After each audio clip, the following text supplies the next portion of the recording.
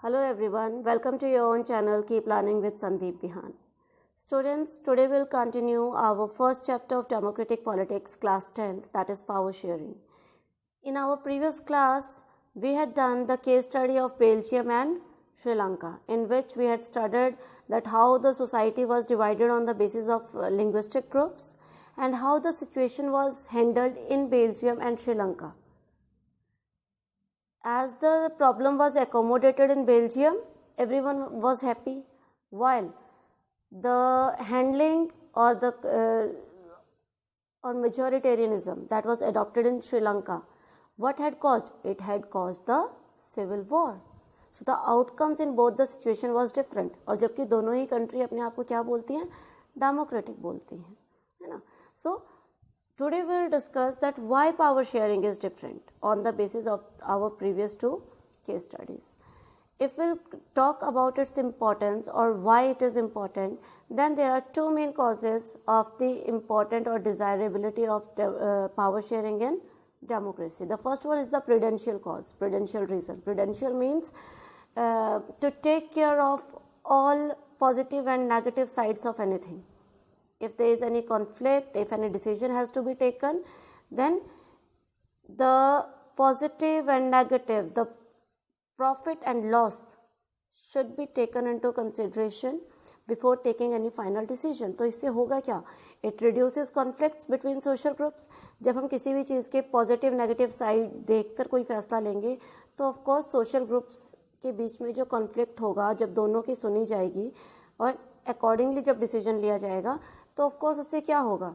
It will reduce the conflicts, the debates between the two. Stability of political order, जो भी सरकार की तरफ से फैसला सुनाया जाएगा, everyone will accept it. And then finally there will be a better outcome.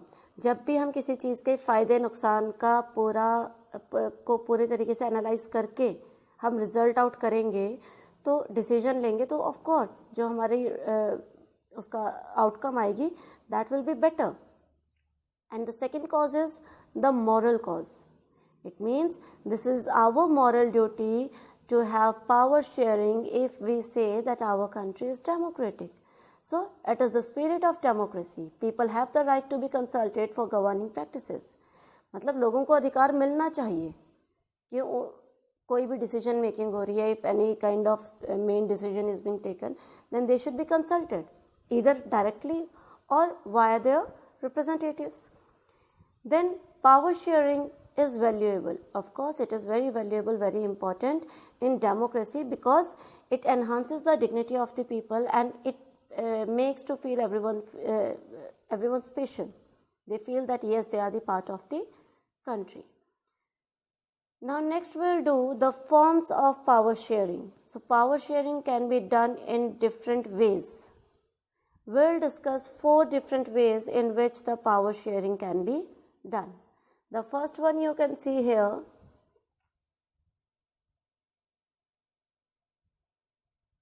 The first one is power is shared among different organs of the government. Second, power is shared among government at different levels. Power is shared among different social groups. And fourth one is power is also shared among political parties, pressure groups and movements. We'll discuss all these 4 types in detail. Let us discuss the first one, that is power sharing on between the various organs. So when the power is shared among various organs of the government, that type of division or the power sharing is called horizontal distribution of power. It is called horizontal distribution of power.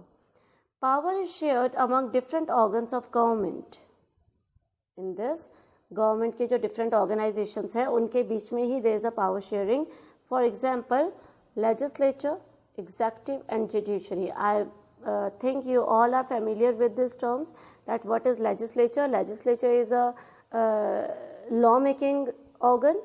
Executive implement those laws and judiciary look after that whether all those laws are being followed properly or not. So when अब इसमें है क्या horizontal बेटा अगर बात करते हैं horizontal line कैसे होती है? ऐसे होती है. This is the horizontal line. It means all the 3 organs are at the same level. Here is legislative, here is executive, and here is judiciary. Means no one is supervising the other. No one is like senior to other. कोई किसी के ऊपर या कोई किसी के under काम नहीं कर रहा. They all are working at the same level. It means they all the three organs are equally important. All the three organs are equally important. Next point देखेंगे. It allows different organs of the government placed at the same level to exercise different powers. सभी जो है same level पर काम कर रहे हैं और तीनों ही जो है अपनी अपनी जो भी उनकी रिस्पॉन्सिबिलिटीज हैं, ड्यूटीज है, that they perform. This ensures that no organ exercise unlimited power. अब इसमें है क्या? All the three organs perform their duty but no one has the complete independent power. किसी के पास भी टोटली इंडिपेंडेंट मीन्स टू से कि अनलिमिटेड पावर नहीं है जिसका कि वो मिसयूज कर सकते हैं. Each organ is checked by the other. अब हर ऑर्गन, हमारे कौन कौन से ऑर्गन थे? Legislative, executive and judiciary. तो तीनों ही जो हमारे ऑर्गन्स हैं, these are being checked by each other. Checked by each other कैसे? तीनों ही एक दूसरे के लिए काम कर रहे हैं, एक दूसरे के ऊपर नजर भी रख रहे हैं, which results in a balance of power. कोई भी एक दूसरे को अपने आप को एक दूसरे से सुपीरियर नहीं बोल सकता. क्यों नहीं बोल सकता? क्योंकि हर एक की अपनी अपनी रिस्पॉन्सिबिलिटीज़ हैं और तीनों की रिस्पॉन्सिबिलिटीज़ अपनी अपनी प्लेस पर बहुत इंपॉर्टेंट है. फॉर एग्जाम्पल, अब लेजिस्लेचर का क्या काम कर रहे हैं? It is making laws, it is forming the laws for the society and for the country. तो वो अब सबके लिए कानून बनाएगा. अब उसमें सबके लिए में एग्जेक्टिव्स भी आएंगे और जुडिशरी भी आएगी. उनका काम वहाँ पर फिनिश हो गया. नेक्स्ट स्टेप क्या आएगा? अब वो जो लॉज जो फॉर्मुलेट हुए हैं, दो शुड बी इम्प्लीमेंटेड. अब उनको लागू करना है. अब उनको लागू करने की रिस्पॉन्सिबिलिटी किसकी है?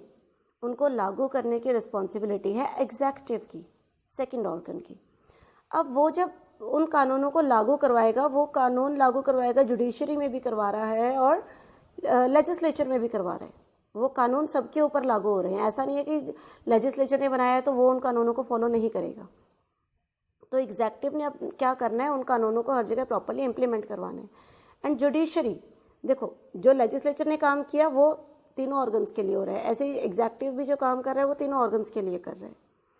अब जो जुडिशरी है, what the judiciary is doing, judiciary का काम है to look after whether all these laws are being implemented and followed properly और नॉट. और अगर नहीं हो रहे तो ऑफकोर्स उनको क्या करना? सज़ा देना या उन प्रॉब्लम्स को सॉर्ट आउट करना. अभी उसमें अब यानी कि जुडिशरी उन सभी लोगों पर नज़र रखेगा कि वो इन कानूनों को अच्छे से फॉलो कर रहे हैं या नहीं. अब उसमें लेजिस्लेचर के लोग भी आएंगे, हम कॉमन मैन तो आते ही हैं, साथ में एग्जेक्टिव जो होंगे वो सभी ऑफिसर्स या जो people who are engage there, those will also come under the supervision. वो सभी किसके जो जुडिशरी डिपार्टमेंट है वो उन सभी को सुपरवाइज करेगा. It means all are working at their level independently and all are keeping an eye on the working of each other. और यही कारण है कि इस सिस्टम को, इस अरेंजमेंट को हम क्या बोलते हैं? Check and balance. Because they keep their eyes on each other and it maintains the balance of power. कोई भी अब जब पता है कि लेजिस्लेचर भी बाकी सबके लिए कर रहा है, एग्जेक्टिव भी बाकी सबके में अपनी पावर शो कर रहा है, जुडिशरी भी बाकी दोनों के ऊपर अपनी पावर शो कर रहा है, तो यानी कि कोई भी अपने आप को सुपीरियर नहीं बोल पाएगा. There is a balance of power, there is a proper distribution of responsibilities and power to all the three organs. Next, the executive enjoys official power but is answerable to the legislature. देखो अभी हमने यही चीज़ें पीछे discuss की हैं कि the executive enjoys official power but is answerable to the legislature. Executive की अपनी पावर्स जो है, ऑफिशियल पावर है कि वो उन कानूनों को लागू कर रहा है, बट वो अच्छे से लागू हो रहे हैं कि नहीं, वो उसको कहीं ना कहीं जवाबदेही भी है. The legislature has the right to make और amend laws but it is answerable to the people. Legislature किसको आंसरेबल है? हम लोगों को, कॉमन मैन को, क्योंकि लेजिस्लेचर जो है वो कौन है? उनको कहीं ना कहीं हमने ही चुना है. Judiciary is independent and ensures that the law of the land is obeyed by legislature and executive. और जुडिशरी भी क्या नज़र रख रही है कि कॉमन पीपल के साथ साथ जो लेजिस्लेचर एंड एग्जेक्टिव्स हैं, they should also follow those rules properly. So all the three organs are keeping an eye upon each other. So here you can see constitution. Constitution के under three organs are working, that is legislative, executive and judicial, and they all have their different responsibilities. Legislature, executive and judiciary keep a check on each other. This results in balance of power among various institutions. This arrangement is also called a system of check and balance. I hope that this thing is clear to you all. Now our next is vertical distribution of power, that is power is shared at different levels. ठीक है, हमने अभी horizontal distribution की थी, अब हम लोग करेंगे वर्टिकल. अब वर्टिकल कैसे होती है, मैथ्स में आप लोगों ने देखा है, ये होती है हमारी वर्टिकल लाइन. अब जब भी पावर वर्टिकल लेवल पर होगी तो यानी कि कोई ना कोई ऊपर है, फिर कोई उसके अंडर है, कोई उसके अंडर है, कोई उसके अंडर काम कर रहा है, यानी एवरीवन इज वन लेवल और one organ is working under its upper one. It is in a hierarchical manner. ठीक है, तो powers can be shared among governments at different levels. This is called vertical distribution of power. Yani the power sharing at different levels is called the vertical distribution of power. A general government like this is usually called federal government. Generally जो ऐसी government होती है जिसमें powers जो हैं अलग अलग level पर top to bottom या bottom to top जब share की जाती है, then it is called, of course ज़्यादातर क्या है, top to bottom. Central government से लोकल गवर्नमेंट तक जो है पावर शेयरिंग होगी. लोकल गवर्नमेंट को पावर कहाँ से मिलेगी, ऊपर से तो मिलेगी. तो it is top to bottom sharing of power. And this type of sharing, the vertical sharing जहाँ भी होगी, उस तरह की गवर्नमेंट को हम क्या बोलते हैं साथ में, federal government. That is called federal government. अगर हम लोग इंडिया की बात करते हैं, in India also we are having a federal government, जिसको हम लोग सेंट्रल या यूनियन गवर्नमेंट भी बोलते हैं. क्योंकि इंडिया में भी अगर हम लोग बात करें, हमारे कितने 3 levels, our government is working at different 3 levels. Central level जिसको हम लोग यूनियन गवर्नमेंट या सेंट्रल गवर्नमेंट बोलते हैं, उसके अंडर हमारी स्टेट गवर्नमेंट आती है. ठीक है, और स्टेट गवर्नमेंट के अंडर अब हमारी जो है तीसरी आती है पंचायती राज सिस्टम, जो कि हमारी लोकल सेल्फ गवर्नमेंट है. क्लियर.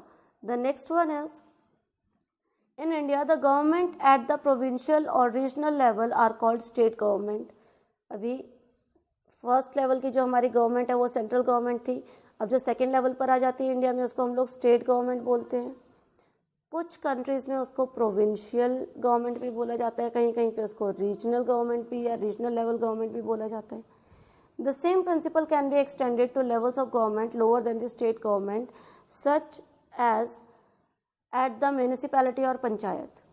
अब यहाँ पर ये तो इंडिया के एग्जाम्पल दे दिए कि इंडिया में जो है एक थर्ड लेवल की गवर्नमेंट है जिसको हम लोग म्यूनिसिपैलिटी या पंचायत या फिर हम लोग बोल देते हैं, the main thing is local self governing body है. लेकिन अगर हम लोग एक इंटरनेशनल लेवल की बात करते हैं तो जो थर्ड टाइप ऑफ गवर्नमेंट होगी वो क्या है, अलग अलग कंट्री में अलग अलग है. जैसे हमने बेल्जियम का एग्जाम्पल किया था, बेल्जियम में जो थर्ड लेवल की जो गवर्नमेंट थी वो कौन सी थी, वो थी community government on the basis of language, right. लेकिन इंडिया में क्या है, इंडिया में it is not on the basis of language or any religion, it is on the basis of the areas. ठीक है, जो तो सबसे छोटी इकाई कौन सी है, गांव है, तो गांव में हमारी कौन सी है, पंचायत होती है. So in this way we are having a 3 level system in India. So this is our vertical distribution of power, that is on the top we have the union or the central government, then we have state government and then we have local government. वो local government हर country में अलग अलग तरीके से होगी, हो भी सकती है, नहीं भी हो सकती है. अगर किसी कंट्री में ओनली 2 लेवल ऑफ गवर्नमेंट है, even then it is called the federal government.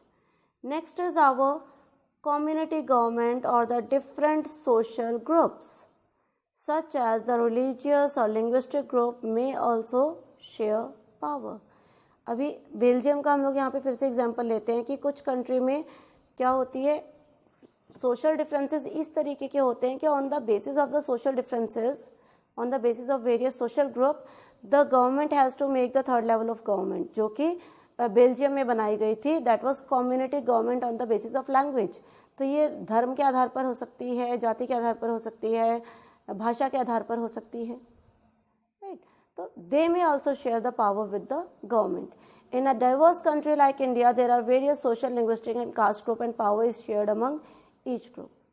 लेकिन इंडिया में अब ये जो पावर शेयरिंग है ये कम्युनिटी गवर्नमेंट जो है वो किस नाम से है, हमारी लोकल सेल्फ गवर्नमेंट के नाम से, क्योंकि हम लोग किसी भाषा या धर्म के आधार पर हमारी कोई भी लोकल गवर्नमेंट नहीं है. हमारी लोकल गवर्नमेंट किसके बेसिस पर है, जो हमारी स्मॉलेस्ट यूनिट है.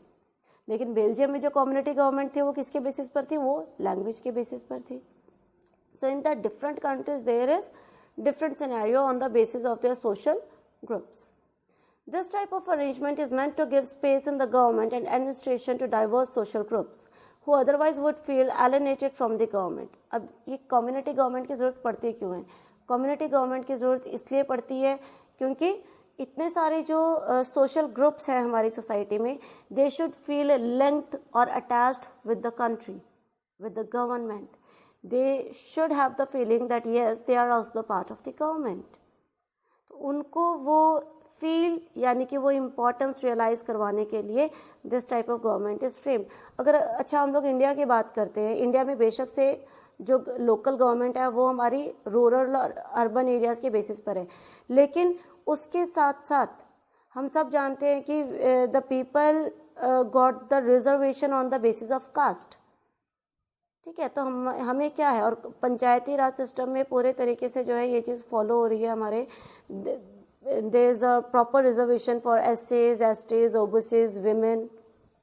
तो इस तरीके से जो हमारे वेरियस सोशल ग्रुप्स हैं, to make them feel important that yes they have the equal participation in the government. तो वो किसी भी तरीके से हो सकता है. तो इंडिया में वो रिजर्वेशन वे में हो रहा है, लेकिन इंडिया में जो लोकल गवर्नमेंट है वो किसके बेसिस पर है, रूरल एंड अर्बन एरियाज़ के बेसिस पर है. बेल्जियम में किसके बेसिस पर थी, वो लैंग्वेज के बेसिस पर थी.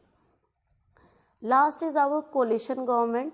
लेकिन इसको अगर हम लोग बात करते हैं तो this is the fourth type of government that is in which the government is influenced by the various pressure groups. अब ये प्रेशर ग्रुप्स क्या है, ये आप लोग मेरे ख्याल से आज के समय में बहुत अच्छे से समझ पाएंगे. किसान आंदोलन चल रहा है बेटा आजकल, है ना, और किसान आंदोलन में क्या हो रहा है कि किसान, एक कानून बना था, किसान उस कानून को वापस लेने के जिद पर अड़े हुए हैं, और कितने महीने हो गए वो लोग इस आंदोलन में लगे हुए हैं. दिल्ली बॉर्डर पे आज भी जो है farmers are sitting there from different states. तो ये क्या है, अब ये जो फार्मर यूनियन वहाँ बैठी है, what is this? This is a kind of pressure group that is pressurizing the government to take back its decision. So there are so many different kinds of pressure groups. ऐसे ही trade unions होती हैं, students के भी ऐसे ही जो है political groups बने होते हैं. फार्मर्स के हमने हमारे सामने एग्जाम्पल देख लिया. ओके, ऐसे बिजनेसमैन के होते हैं, मार्केट एसोसिएशंस होती हैं. So many different kinds of groups which are not involved in the politics, but yes, they influence the decision making of the government. वो अगर हम कहें सरकार का हिस्सा नहीं होते, वो सरकार नहीं में का हिस्सा डायरेक्टली नहीं है, वो डायरेक्टली सरकार के किसी डिसीजन मेकिंग में पार्ट नहीं ले रहे, लेकिन दे आर सो इन्फ्लुएंशियल, वो इतने ज़्यादा प्रभाव डालते हैं सरकार के ऊपर कि the government has to take its decision sometimes according to their choice. Representatives of these associations become part of many decision-making bodies and thus enjoy their share of power.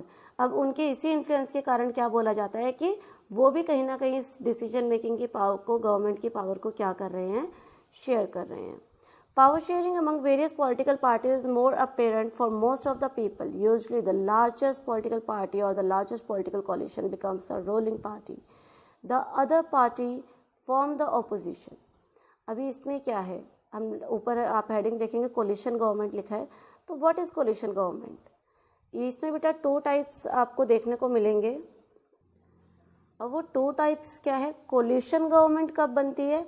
When no political party get the majority of votes at the time of result, when no political party get the majority of votes.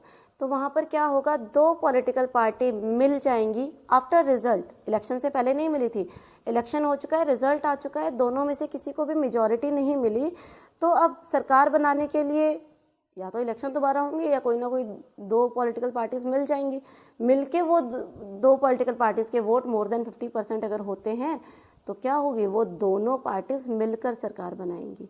Example अभी हम लोग हरियाणा का देख सकते हैं, ठीक है। हरियाणा में क्या है, अभी कौन कौन सी गवर्नमेंट है, कौन कौन सी पॉलिटिकल पार्टीज ने अपनी गवर्नमेंट बनाई है, बीजेपी एंड जेजेपी, ठीक है। बीजेपी ने अलग इलेक्शन कंटेस्ट किया, जेजेपी ने अलग इलेक्शन कंटेस्ट किया, लेकिन मेजॉरिटी ना मिलने के कारण क्या हुआ, इनका बाद में गठबंधन हो गया। तो ये जो गठबंधन की सरकार होती है इसी को हम लोग कोलिशन गवर्नमेंट बोलते हैं। लेकिन इसी में एक और तरह का होता है, जब दो पॉलिटिकल पार्टीज मिल जाती हैं बिफोर द इलेक्शन। ध्यान देंगे बेटा, कोलिशन गवर्नमेंट जब after the election political parties बन रही हैं, ठीक है, उसको हम बोलेंगे कोलिशन गवर्नमेंट। लेकिन जब बिफोर द इलेक्शन दो तीन चार पांच पॉलिटिकल पार्टीज मिल गई, ठीक है, मान लो कोई 4-5 पॉलिटिकल पार्टीज है, उनको ये है कि हम लोग अकेले जो है वी कैन नॉट विन, लेकिन हम सब अगर मिल जाते हैं तो सबके वोट्स मिलाकर हमें मेजॉरिटी मिल जाएगी। तो वो जो पॉलिटिकल पार्टीज जो इलेक्शन होने से पहले ही मिल गई, वो जो उनकी पार्टनरशिप हुई है before the election, that is called alliance, that is called alliance. और ऐसे इसकी अगर हम लोग बात करते हैं तो इंडिया में हमारे पास एग्जाम्पल है, जो कांग्रेस की सरकार है दैट इज यूपीए, एंड जो बीजेपी का जो अलायंस है दैट इज एनडीए, ठीक है। ये यूपीए में Congress plus few other political parties are there, जिसको कि मिलके यूपीए सरकार बोला जाता है, ठीक है, वो अकेली कांग्रेस नहीं है। ऐसी जब एनडीए सरकार, जब आप न्यूज़ में सुनेंगे ना कि एनडीए सरकार, तो एनडीए सरकार मतलब कि अकेली बीजेपी नहीं है, बीजेपी के साथ दूसरी पॉलिटिकल पार्टीज भी उसमें इन्वॉल्व हैं। क्लियर? अब जीतने के बाद पॉलिटिकल पार्टी जो जीती वो क्या होगी, गवर्नमेंट बना लिया। Now what about the opposition? Opposition is not in power. It is responsible for seeing to it that the ruling party functions as per the wishes of the people. अभी यहाँ पे पावर शेयरिंग में ऐसा नहीं है कि अब मैं इलेक्शन जीत गई तो बस अब जो कुछ होगा मेरी मर्जी से होगा। नहीं, जो पार्टी इलेक्शन हारी है वो अपोजिशन में बैठती है, उसके पास भी इतनी पावर है कि वो गवर्नमेंट की वर्किंग को क्या कर सके, to look after the working of the government. And if the government does any kind of wrong task or any decision making is not proper, if anything is not done in a proper way, then it can point it out in the media to aware the people. So it keeps its eyes on the working of the government. किस चीज़ के लिए? To for the welfare of the people. So I hope that these 4 formations are clear. Let us revise it in short. तो we have 4 types of power sharing. पहली हमने की horizontal, जिसमें power division थी between executive, legislative and judiciary. इसमें check and balance की situation होती है. Second हमने की vertical distribution of power, which is at the different levels. Okay, जिसमें minimum 2 levels ज़रूर होते हैं. थर्ड लेवल हो भी सकता है और नहीं भी. थर्ड हमने किया था power sharing between various political parties and pressure groups. अब प्रेशर ग्रुप्स में क्या है, कुछ ऐसे प्रेशर ग्रुप्स होते हैं जो कि गवर्नमेंट की डिसीजन मेकिंग को इन्फ्लुएंस करते हैं. एंड लास्ट जो है हमारा वो है कम्युनिटी गवर्नमेंट, कि जब किसी कंट्री में सोशल डिवीजन होती है किसी पर्टिकुलर रिलीजन या लैंग्वेज के बेसिस पर, तो उनको इम्पोर्टेंस देने के लिए जो लोकल गवर्नमेंट बनाई जाती है, जो थर्ड लेवल की जो गवर्नमेंट होती है, वो on the basis of the social division of the society, उसके बेसिस पर बनाई जाती है. तो that was the community government. I hope that it is clear to you all. Here our chapter is finish. I hope all the doubts are clear. If you still have any doubt, please feel free to ask. Till then, take care and have a good day.